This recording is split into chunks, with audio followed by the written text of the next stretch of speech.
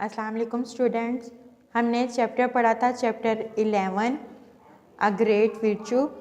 Today we will solve exercise. Our first activity is exercise. First question is answer the following question. हमने chapter read किया है, हमें समझ आ I hope आपको समझ आ गई होगी। तो हम अब इसके एक्सरसाइज को सॉल्व करते हैं। Question number 1 is where did the old man live. Old man बूढ़ा आदमी कहाँ रहता था। As we read in the first line we know the holy man who lived in a forest. के होली मैन कहाँ रहता था, फॉरेस्ट में। तो इसका आंसर हमारे पास क्या आएगा कि the old man lived in a forest. Who first knock at his door in the stormy night. First knock किसने की थी इस तूफानी बारिश में, तूफानी रात में फर्स्ट नॉक किसने की थी। एज वी नो डैट पहले कौन आया था, हंटर। सबसे पहले कौन आया था, हंटर। तो फर्स्ट नॉक किसने की, हंटर ने। तो इसका हम आंसर राइट करेंगे at first a hunter knocked at his door in the stormy night. How many people were in the hut during the stormy night? Stormy night में कितने लोगों ने हट में गुजारी, रात गुजारी। How many people, 6 people spend 6 people were in the hut during the stormy night. 6 people कैसे थे, old man, farmer, hunter, women and 2 kids. The total is 6। Did the old man refuse to give shelter to anyone.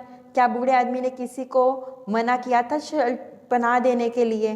No, the old man did not refuse to give shelter to anyone. Last question is how did the people spend the stormy night in that small हट।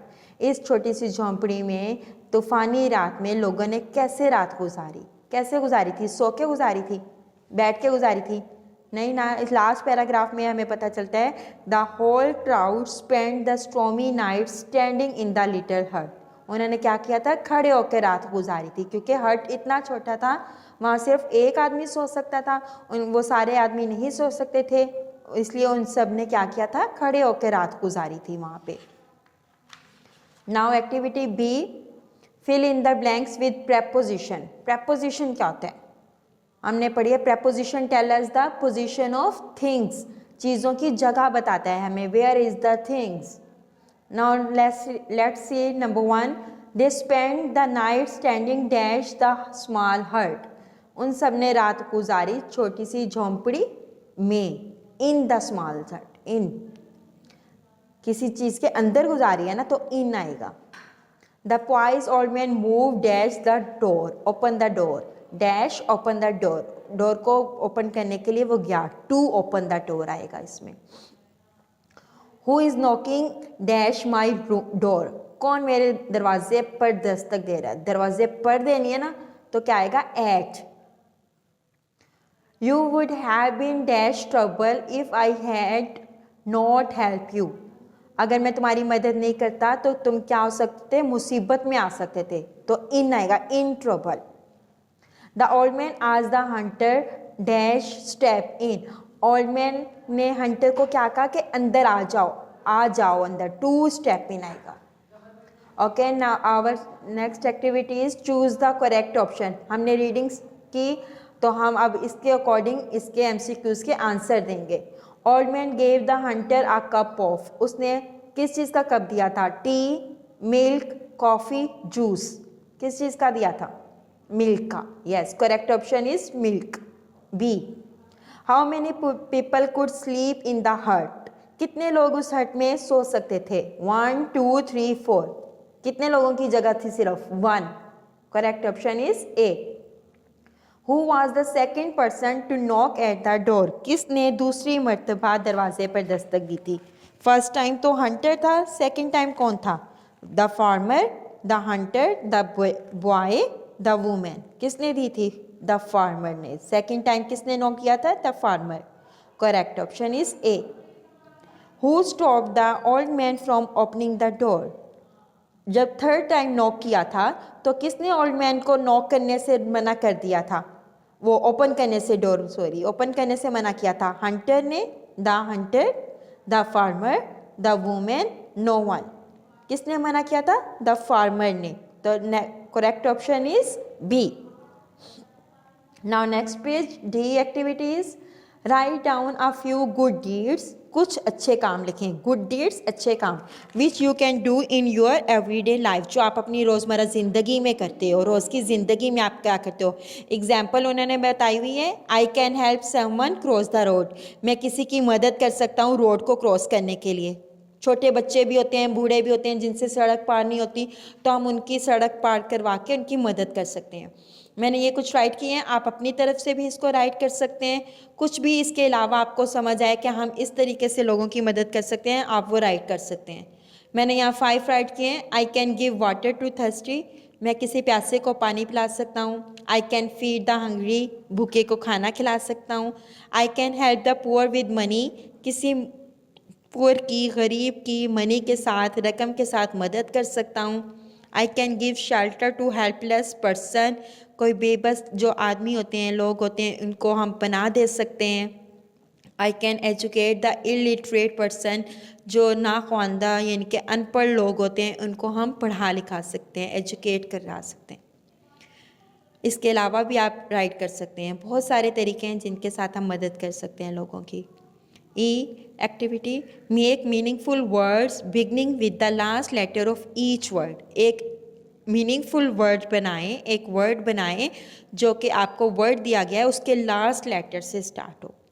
Hesitation, last letter क्या है hesitation का? N, तो N से हमने एक word बनाना है, meaningful word हो। इस तरह कोई वर्ड नहीं होना चाहिए जिसका कोई मीनिंग ही ना हो, जो वैसे मीनिंग ना रखता हो, तो इसलिए इससे एन से हम बनाएंगे needy. Next is help, P last letter है, पी से हमने वर्ड बनाया poor. Virtue, E last letter है, ई से हमने बनाया explore.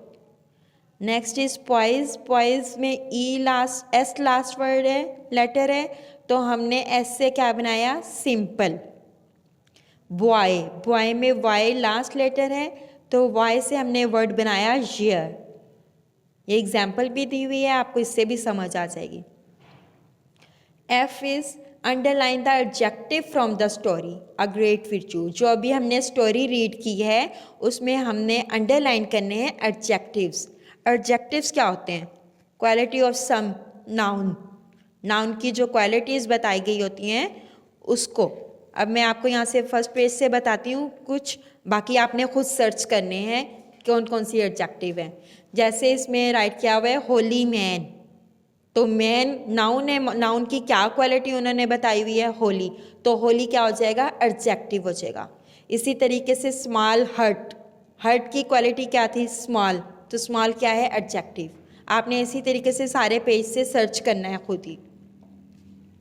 Now next activities G, identify the following elements of the story a great virtue. उन्होंने आपको ये 4 चीज़ें बताई हैं, ये आपने इस स्टोरी में से हमें बतानी है। Setting, number 1 is setting. Setting क्या होता है? पस्से मंज़र, कि इस कहानी का क्या पस्से मंज़र है, किसके बारे में है, कैसे स्टार्ट हुई।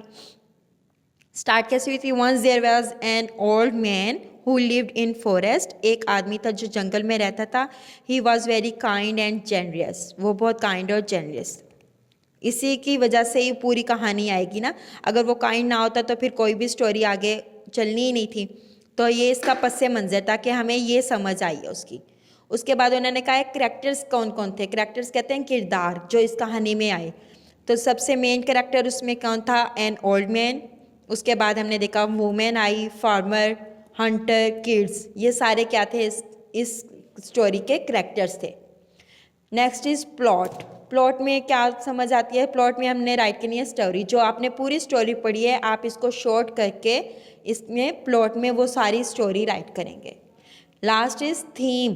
थीम क्या होता है? नफ्से मजमून, जो आपको समझ आया कि इस पूरी कहानी को पढ़ के कि हमें क्या, इस कहानी का क्या मोरल था या क्या हमें लेसन देना चाह रहा था। तो इसका लेसन था it is great virtue to be helpful. ठीक है, मदद करना जो है वो बहुत बड़ी नेकी है, ये हमें समझ आया।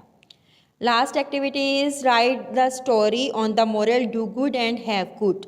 ये आपने स्टोरी राइट करनी है। Do good and have good के मोरल पे। Do good and have good का मतलब क्या होता है? करबला होबला, जैसा करोगे वैसा भरोगे। इस पे आपने एक स्टोरी राइट करनी है खुद ही। Okay students, our exercise is now complete. Solve it and learn it. Thank you.